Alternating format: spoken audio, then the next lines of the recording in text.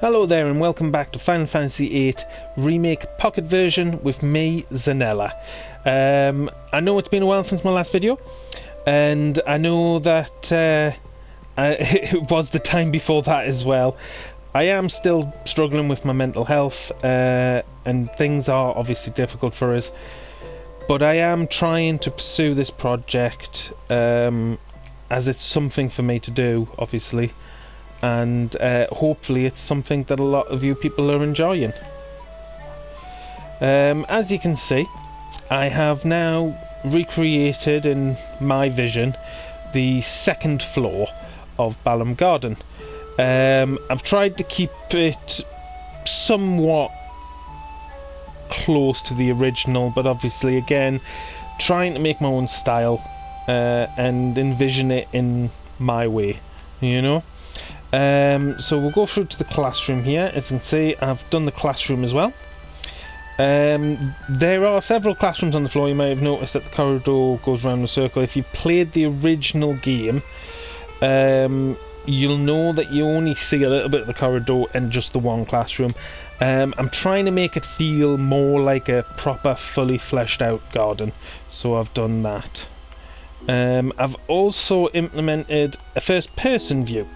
So if you click in the right analog stick, it'll put you in first person view, and you can have a good look around in first person, see if there's any little Easter eggs and stuff like that. Like that one, for instance, obviously I've put in.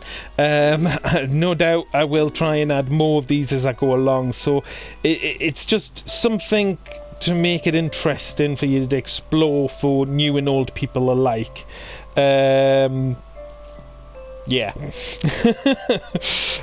Just so that there's another level of sort of exploration in an old game, you know?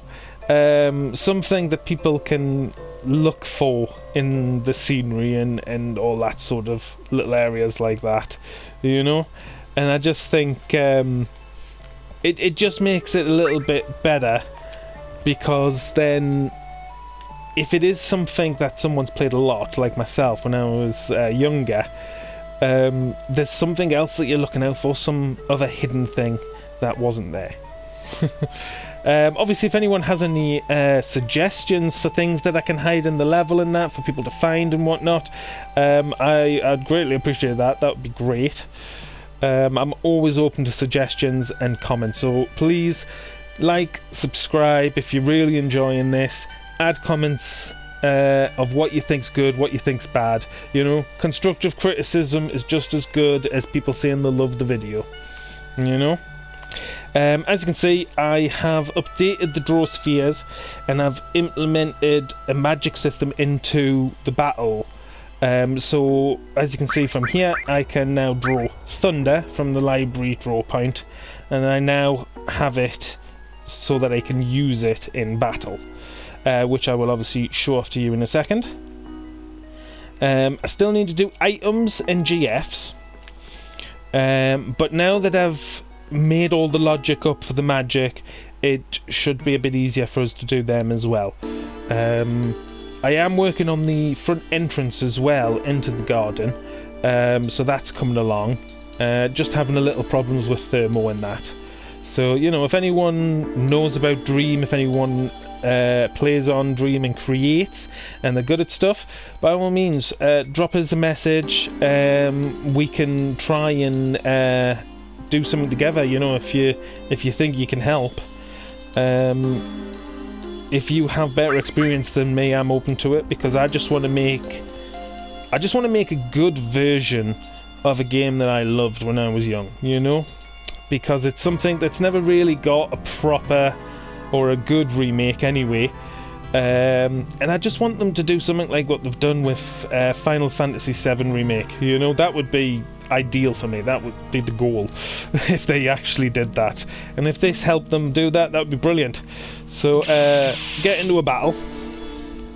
And as you saw before, I picked up Blizzard, so I've got Blizzard and Thunder now available in my menu system. Wait till the ATB fills up. There we are. There you go, Blizzard and Thunder. Unlike the original game, where you would collect magic from draw spheres and enemies and stock them up to 100. I've done an MP system with this, and it's an MP system that works similar to the Final Fantasy VII Remake, where you have to attack the enemy with normal attacks to build up your mana. I've got it set so 5 attacks give you 1 piece of MP, you know? So I'll have to attack it a few more times first before my little icons down in the bottom right tell us I've got 1 MP. Just 3 more. I didn't want to make it too big a gap between collecting MP because it would definitely slow down the pace of the battle, but I didn't want to just give them away as well. Yes, it might be a bit slow going with some of the easier enemies, but obviously with the harder enemies, not being able to use magic and that as easy is something that would make it more difficult. So it's something that you've got to earn, I feel anyway. But by all means, you know, if you feel that this is too drawn out or anything, leave a comment.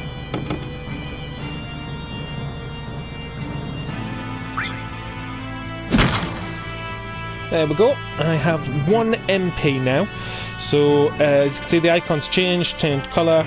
On my next go, I can use one of my magical attacks.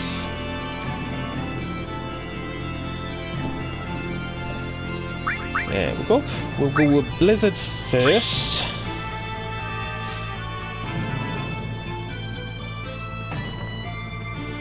There we go. So yeah, created that, put that in the game. And I'll have to build up my MP again to be able to use Thunder. But as you can see from the menu, there are different pages of magic that I will be implementing over time, and the MP costs and that may change obviously. It's all subject to change depending on how I feel the battle system actually works and how it goes. So at the moment I only have the 1 enemy you can fight, but as I get more enemies and I need other ones to be more difficult and whatnot, things could change drastically in certain parts.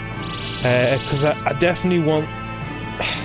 I don't want the fights to be challenging, I want them to be enjoyable. I think that's the goal, isn't it? You want them to be enjoyable so they add to the part of the game, as obviously with a game like this they will be a big part of it.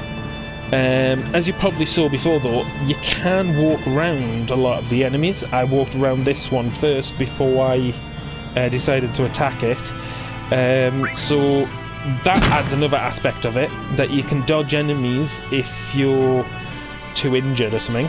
I haven't implemented a health system that remembers what HP you had when you left the battle, but I will be doing that so that when you're going into another battle after another battle, you won't have as much HP, you will have to heal.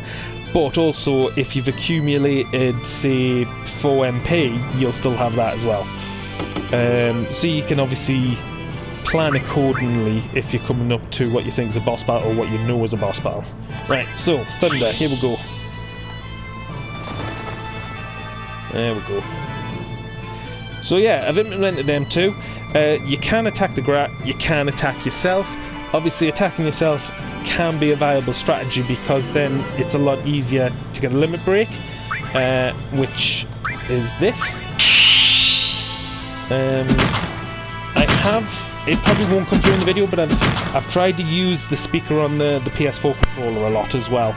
So the sounds of that were coming through my controller. I still need music at the end, as you can see, and I still need to do money and experience. I still need to learn more about the logic. So a junction system and a level up system would be brilliant, but if I'm struggling too much, or if I can't fit the logic into the game, it will have to fall by the side, you know. I would love to be able to implement everything, but I am doing all of this by myself and learning as I go.